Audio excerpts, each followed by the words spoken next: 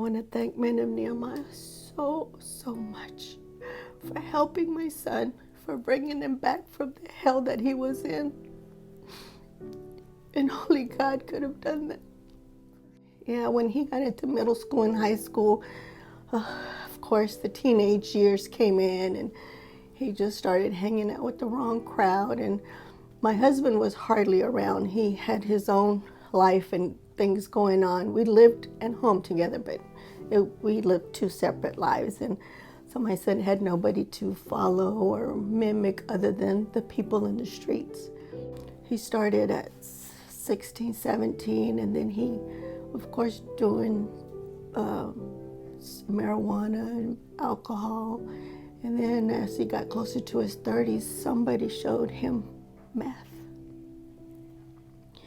And after he started doing these hard drugs, he just changed. He was no longer my Nicholas. I don't know who he was. He was this monster that hated me, and I didn't know why.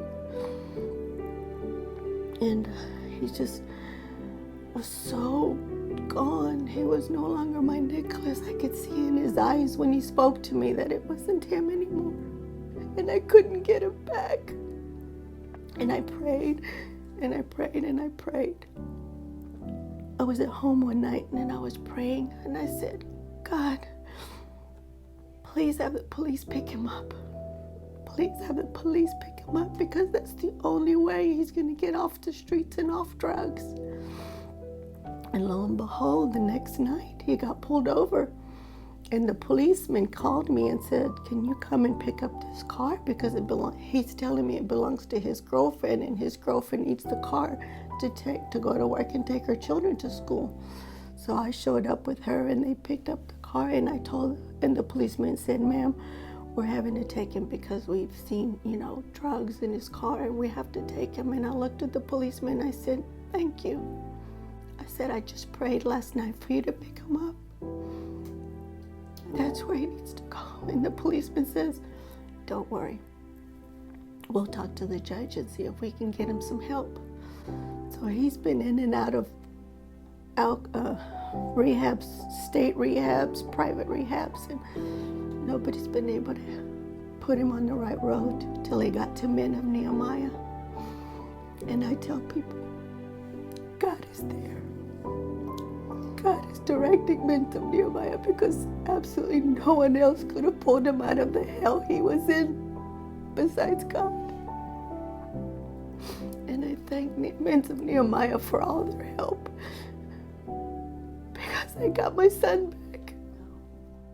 He has two girls. He has a 18-month-old and a 5-year-old.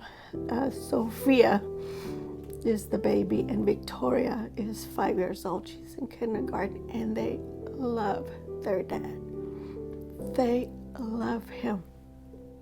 And I tell Nicholas, I said, I'm so glad. I said, they need you. Your girls need you. Not just financially, but physically and emotionally.